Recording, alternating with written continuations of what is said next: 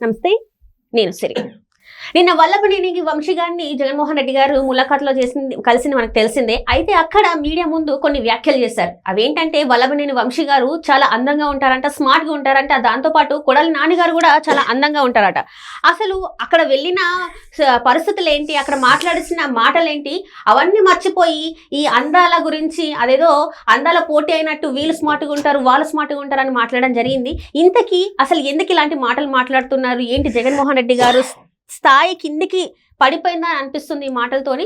So దీనికి సంబంధించి మరిన్ని విషయాల్ని మనకు తెలియజేయడానికి మనతో పాటు ఉన్నారు ప్రముఖ సీనియర్ జర్నలిస్ట్ దుర్గా కుమార్ గారు. నమస్కారం సార్. నమస్తే సిరి, మన వీక్షకులు కూడా. సార్, నిన్న చూసినట్టయితే వల్లభనేని వంశీ గారిని ములాఖాత్లో జగన్మోహన్ రెడ్డి గారు కలిశారు, అది మనం చూసాము.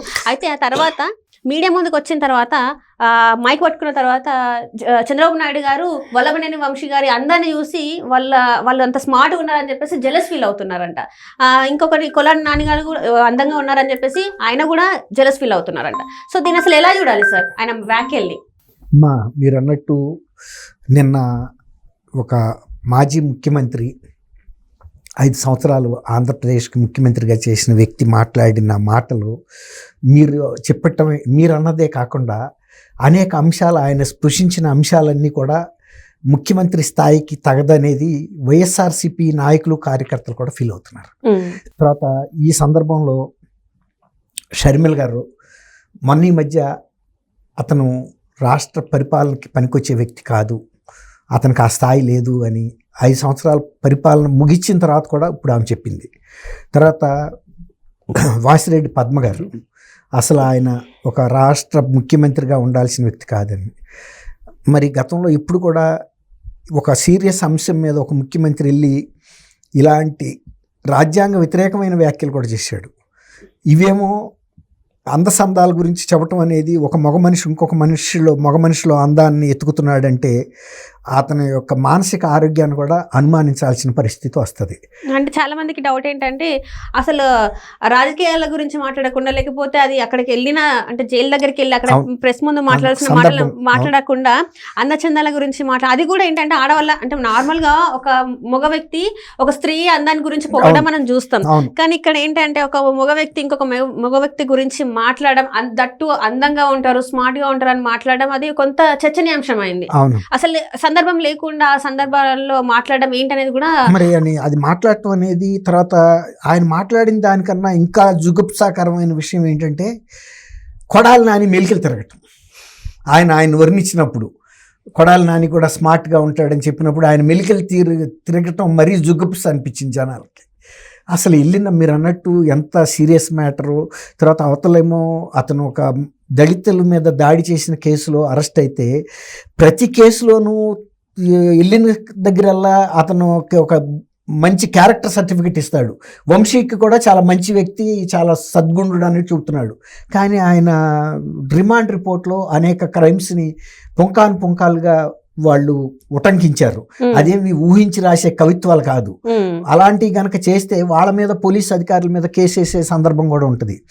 నిన్న మీరు అన్నట్టు తర్వాత పోలీస్ అధికారులను కూడా వంశీ గారి భార్య ఒక మహిళ పక్కన ఉన్నప్పుడు, అంత పెద్ద మహిళ, ఆమె మరీ చిన్న ఆమె కూడా ఏం కాదు, దాదాపు 50 సంవత్సరాలు ఉంటాయి ఆమెకి. అలాంటి మహిళని పక్కన పెట్టుకుని చాలా అసందర్భ మాటలు, ఏం పీకుతాడు పోలీసులు, ఏం పీకుతారు, తర్వాత పోలీసుల్ని బట్టలు ఇప్పిస్తాను అనే మాటలు మాట్లాడాడు. అంతకుముందు స్కూల్ పిల్లల దగ్గరికి వెళ్ళి కూడా ఏం పీకుతారని జుట్టు చూపించి మాట్లాడాడు.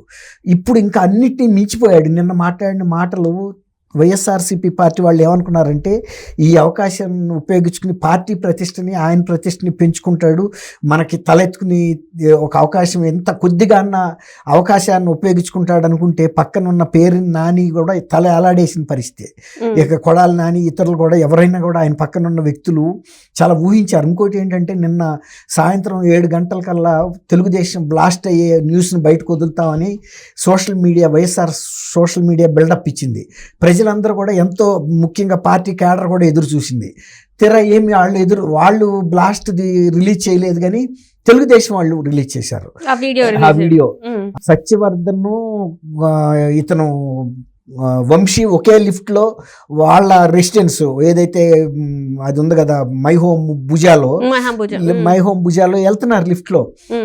ఖచ్చితంగా 11వ తారీఖున అక్కడ కోర్టులో ప్రొడ్యూస్ చేశారు. తెల్లారి మళ్ళీ 11వ తారీఖు 9:52 వాళ్ళ ఇంటికి వెళ్తున్నారు. అతను సత్యవర్ధన్కి కూడా మై హోమ్ భూజాల అపార్ట్మెంట్ ఉందా, అతనితో కలిసి ఆ ఫ్లోర్లోకి వెళ్ళటానికి అదంతా బాగా రిచ్ పీపుల్ ఉండేది.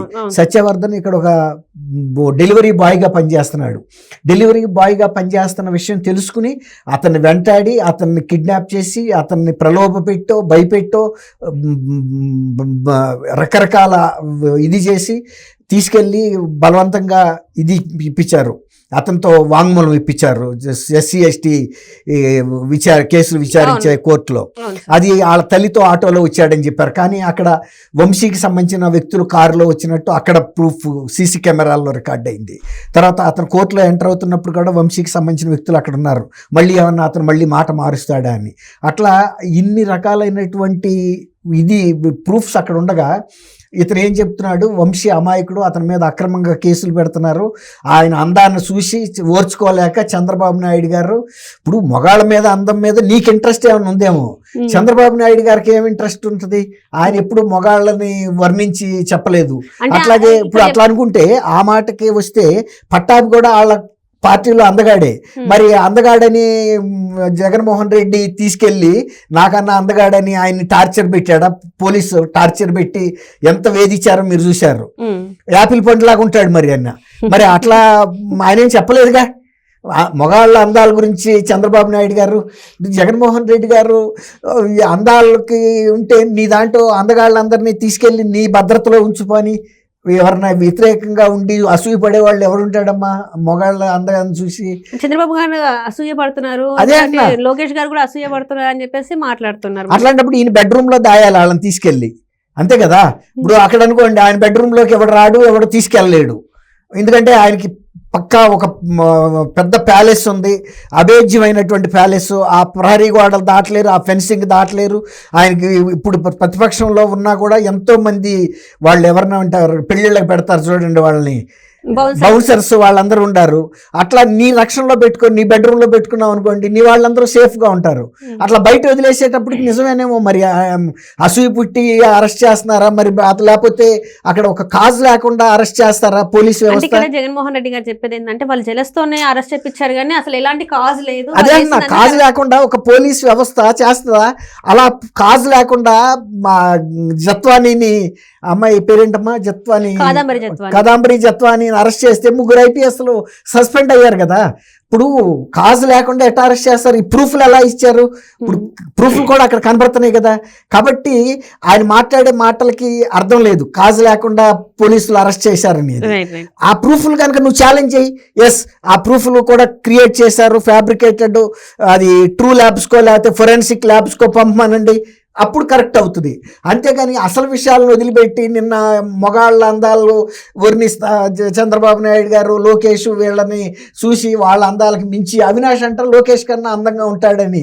అదేదో ఏంటంటే మిస్టర్ ఇండియా పోటీలకు వెళ్తే అందాన్ని అభివర్ణిస్తారు కదా సార్, సో అలాంటిది అయిపోయింది కానీ అక్కడ సీరియస్నెస్ లేకుండా అయిపోయింది. మోడలింగ్ కి ఉంటది కదా. అవును, అట్లాంటి పంపండి పని. మా వైఎస్ఆర్సీపీలో అందగాళ్ళకి మిస్టర్ ఇండియా 2025 వచ్చింది, 2026 వచ్చింది అని చెప్పుకోవచ్చు. పలానా ఛాంపియన్షిప్ ఉంటది కదమ్మా, అట్లాంటివి పంపొచ్చు. మిస్టర్ ఏషియాలో అనో లేకపోతే పంపొచ్చు, మిస్టర్ యూనివర్స్ జరుగుతాయి. మీ అందాలు ఉంటే అక్కడ చెప్పు, అంతేగాని నువ్వు వర్ణించినవేంటి వాళ్ళ అందాల గురించి.